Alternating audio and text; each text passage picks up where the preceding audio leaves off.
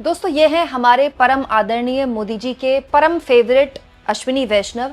अश्विनी वैष्णव वैसे तो देश के रेल मंत्री हैं, लेकिन विपक्ष के लोग इन्हें प्यार से रेल मंत्री कहते हैं। दोस्तों अश्विनी वैष्णव का भारतीय रेलवे में क्या गजब का योगदान रहा है, जिस वजह से उनको दोबारा रेल मंत्री बनाया गया, क्या टैलेंट उनमें है, इसका जवाब तो वैसे मोदी जी ही दे सकते हैं। लेकिन अश्विनी वैष्णव ऐसा आए दिन कुछ ना कुछ करते रहते हैं कि बीजेपी को ये बैठे बैठाए मुसीबत में डाल देते हैं। फिर ऐसा ही हो गया।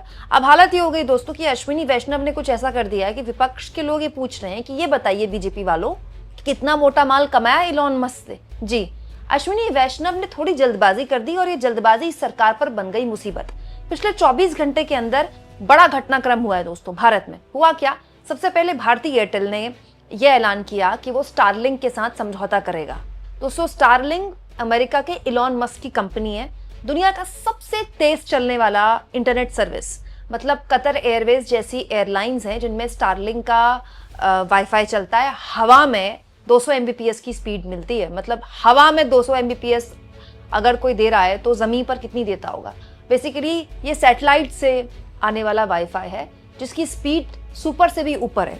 तो जैसे ही भारती एयरटेल ने इससे करार की बात कही, तुरंत खबर आ गई कि जियो का भी करार हो जाएगा। ये अपने आप में बड़ा दिलचस्प हो गया देखना कि वो भारती एयरटेल और जियो जो भारत की मार्केट में एक दूसरे के कंपटीटर्स हैं, वो दोनों करार कर रहे हैं किसके साथ, स्टारलिंक के साथ। लेकिन ये तो 3 कंपनियों के बीच का ऐलान था।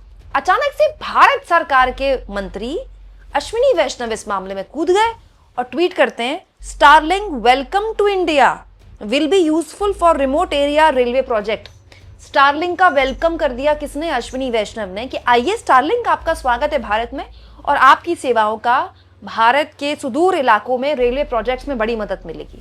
चलिए, ट्वीट कर दिया था तो कर दिया था, लेकिन बाद में डिलीट करना पड़ गया। जी, डिलीट इसलिए करना पड़ गया क्योंकि विपक्ष के लोगों ने पूछना शुरू कर दिया कि बिना स्पेक्ट्रम आवंटित किए स्टारलिंक भारत में कैसे आ रहा है। वो अलग बात है कि मोदी जी जब अमेरिका गए थे तो उन्होंने इलॉन मस्क से मुलाकात की थी। हमारे मोदी जी भाई पूरी तैयारी के साथ गए थे। मोदी जी के बगल में ट्रांसलेटर बैठी हुई थी। इसके अलावा दोस्तों विदेश मंत्री एस जयशंकर वहां बैठे हुए थे। हमारे अपने जेम्स बॉन्ड अजीत डोभाल वहां पर बैठे हुए थे और टॉप लेवल के अधिकारी वहां पर बैठे हुए थे इतनी सीरियस डिस्कशन करने के लिए। लेकिन देखिए, इलॉन मस्क अपने बच्चों को लेकर आ गए, वो भी नैनी के साथ। तो हर कोई ये सोच रहा था कि इलॉन मस्क के बच्चों को खिलाने अगर मोदी जी गए थे, विच इज फाइन, इसमें कोई प्रॉब्लम नहीं है। इलॉन मस्क के बच्चे तो अमेरिका के राष्ट्रपति के दफ्तर पहुंच जाते हैं, ओवल ऑफिस पहुंच जाते हैं। इलॉन मस्क तो आजकल अमेरिका के सबसे ताकतवर इंसान है, तो मोदी जी अगर इलॉन मस्क से मिलते हैं तो क्या बुरा है। लेकिन सब यही सोच रहे थे कि मोदी जी इलॉन मस्क से मिल रहे हैं तो साथ में उनके अधिकारी क्या कर रहे हैं, क्या इलॉन मस्क के बच्चे को ले ले ले ले ले करके खिला रहे हैं। बच्चों को तो ऐसे ही खिलाया जाता है ना। लेकिन अब जब अश्विनी वैष्णव ने स्टारलिंक के आने का स्वागत कर दिया, तब लोगों ने सवाल पूछने शुरू कर दिए कि स्पेक्ट्रम एलोकेशन हुआ नहीं तो स्टारलिंक को आने की परमिशन भारत सरकार ने कैसे दे दी, हवा हवाई। इस पूरे मुद्दे पर दोस्तों टीएमसी के सांसद साकेत गोखले हैं। इन्होंने अश्विनी वैष्णव ने जब ट्वीट डिलीट किया, उनको अपनी गलती का एहसास हुआ, तो इसमें भारत सरकार से सवाल पूछते हुए अश्विनी वैष्णव को निशाने पर लेते हुए साकेत गोखले ने कहा, सच आखिरकार बाहर आ गया। भारत के आईटी मंत्री अश्विनी वैष्णव ने ट्वीट किया, स्टारलिंक भारत में आपका स्वागत है, और फिर अपना ट्वीट डिलीट कर दिया। इलॉन मस्क के स्टारलिंक को अभी तक सरकारी मंजूरी नहीं मिली है, इसे कोई सैटेलाइट स्पेक्ट्रम भी आवंटित नहीं किया गया है। लेकिन अश्विनी वैष्णव के ट्वीट से साफ पता चलता है कि रीढ़ विहीन पीएम मोदी ट्रंप और इलॉन मस्क के लिए हर संभव प्रयास करने जा रहे हैं। सरकारी मंजूरी की स्पष्ट गारंटी दी है। सवाल, इलॉन मस्क से भाजपा को कितना मिल रहा है? हमारे देश को अमेरिकी प्रतिष्ठान को बेचने के बदले मोदी को क्या मिल रहा है? चुनाव में मदद? गंभीर सवाल उठा दिए हैं तृणमूल कांग्रेस के सांसद ने कि भाई, जब आप ही पूरा का पूरा गवर्नमेंट प्रोसीजर नहीं हुआ, इस पूरे मामले में भारत सरकार के मंत्री कैसे स्वागत कर रहे हैं स्टारलिंक का, बिना सोचे समझे स्वागत कर रहे हैं। वो अलग बात है कि अश्विनी वैष्णव का काफी वक्त जाता है रील वगैरह शेयर करने में, लेकिन हर चीज तो नॉन सीरियस नहीं होती है ना। भारत के आईटी मंत्री स्टारलिंक का स्वागत कर रहे हैं और फिर कर ही दिया तो डिलीट क्यों कर रहे हैं? यही नहीं दोस्तों, प्रियंका चतुर्वेदी जो कि उद्धव ठाकरे की पार्टी की सांसद है, उन्होंने भी एग्जैक्टली यही सवाल उठाते हुए कहा, आईटी मंत्री ने एक्स पोस्ट में स्टारलिंक का स्वागत किया, लेकिन तुरंत उसे हटा दिया। भारत में अभी स्वीकृति की गति सीधे मोदी ट्रंप दोस्ती बनी रहे के अकॉर्डिंग हो रही है। क्या आईटी मंत्री हमें बताएंगे कि क्या स्टारलिंक को सभी विनियामक उपग्रह लाइसेंस दे दिए गए हैं? क्या स्टारलिंक भारत में सुरक्षा प्रोटोकॉल का पालन करने और सरकार के लाइसेंसिंग ढांचे में उल्लेखित सभी शर्तों को पूरा करने के लिए सहमत है? वहीं कांग्रेस पार्टी के राज्यसभा सांसद जयराम रमेश ने अपनी आपत्तियां जाहिर करते हुए कहा, मात्र 12 घंटे के अंदर ही एयरटेल और जियो दोनों ने स्टारलिंक के साथ साझेदारी की घोषणा कर दी, जबकि अब तक वे इसके भारत में आने को लेकर लगातार आपत्तियां जताते आ रहे हैं।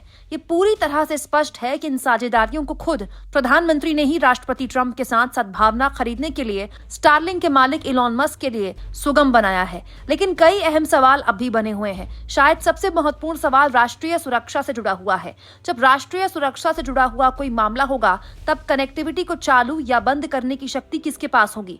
स्टारलिंक के पास या इसके भारतीय साझेदारों के पास? क्या अन्य सैटेलाइट आधारित कनेक्टिविटी प्रदाताओं को भी अनुमति दी जाएगी, और यदि हाँ तो किस आधार पर? और निश्चित रूप से एक बड़ा सवाल टेस्ला के भारत में निर्माण को लेकर भी है। क्या अब तक स्टारलिंक को भारत में प्रवेश मिल गया है? टेस्ला के निर्माण को लेकर कोई प्रतिबद्धता जताई गई है? बहुत गंभीर सवाल उठते हैं दोस्तों, जो भारत सरकार को देने चाहिए। भारतीय एयरटेल और जियो क्या कह रहा है इससे हमको मतलब नहीं ना, क्योंकि भारतीय एयरटेल जियो भारत सरकार नहीं है। भारत सरकार को ये बताना होगा कि इस पूरे मामले में क्या वो नेशनल सिक्योरिटी के साथ खेल रहा है, क्योंकि बहुत इंपॉर्टेंट चीजें हैं जो टेक्निकली मैं आसान भाषा में आपको समझाती हूँ। देखिए, आप किसी भी इंटरनेट सर्विस को यूज करते हैं, जैसे आप वाईफाई यूज कर रहे हैं, तो आप क्या सर्च कर रहे हैं ये आपके वाईफाई प्रोवाइडर को ऑलमोस्ट पता होता है। तो एक ऐसी कंपनी जो विदेश की कंपनी है, क्या उसे हमारी पूरे सर्च की जानकारी देने का रिस्क मतलब भारत सरकार उठा रही है?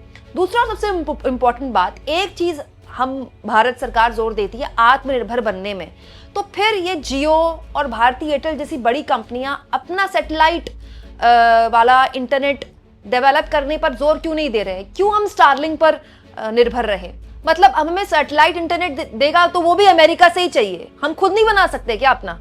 तीसरा और सबसे महत्वपूर्ण बात जो कल से सोशल मीडिया में उठ रही है, बीएसएनएल के साथ पार्टनरशिप क्यों नहीं की स्टारलिंक ने?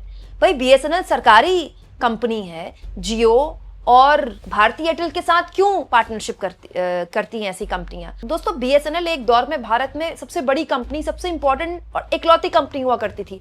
सिलसिलेवार तरीके से उसको कमजोर किया गया और जानबूझकर प्राइवेट प्लेयर्स को मार्केट में लाया गया। आज देखिए, आप जियो आया मार्केट में तो उससे आपको मुझको फायदा हुआ, हमको सस्ता डेटा मिल गया, लेकिन आज जियो का डेटा महंगा है। और हुआ क्या, मार्केट में या तो जियो है या फिर भारती एयरटेल है, मोनोपोली हो गई दो कंपनियों की। अब उनका साथ देने के लिए स्टारलिंक आ गई, तो छोटी कंपनियां तो वैसे ही खत्म हो गई हैं। जो थोड़ी बहुत लोकल कंपनियां बची हुई हैं वो भी पूरी तरह से सर्वनाश हो जाएगा उनका। तो कहने के लिए हम कह सकते हैं कि हो सकता है आपको मुझको बहुत फास्ट वाईफाई मिल जाए, लेकिन लॉन्ग टर्म भारत में एक ऐसा मार्केट हम क्रिएट कर रहे हैं जिसमें हम इंटरनेट प्रोवाइडर के लिए, इंटरनेट सर्विस के लिए भी विदेश की, अमेरिका की किसी कंपनी पर निर्भर होंगे। और उससे भी अजीब बात देखिए, भारत सरकार ने क्या पूरे प्रोटोकॉल पूरे कर लिए हैं। भारत सरकार ने सभी सवाल जवाब कर लिए हैं स्टारलिंक से। स्पेक्ट्रम के मामले में भारत सरकार का क्या स्टैंड है, इसके बारे में भारत सरकार कुछ नहीं बता रहे हैं, लेकिन भारत सरकार के मंत्री इलॉन मस्क की कंपनी का स्वागत कर रहे हैं और फिर स्वागत करने के बाद ट्वीट डिलीट कर रहे हैं। और इसीलिए विपक्ष के लोग सवाल पूछ रहे हैं, बताए बीजेपी कितना माल कमाया है इलॉन मस्क से? आप इस मुद्दे पर क्या सोचते हैं? कमेंट बॉक्स में जरूर लिखें, और जितना हो सके दोस्तों चैनल को शेयर करें, सब्सक्राइब करें, और थैंक्स और ज्वाइन के ऑप्शन से अगर आप चाहें तो कुछ आर्थिक मदद भी चैनल की जरूर करें।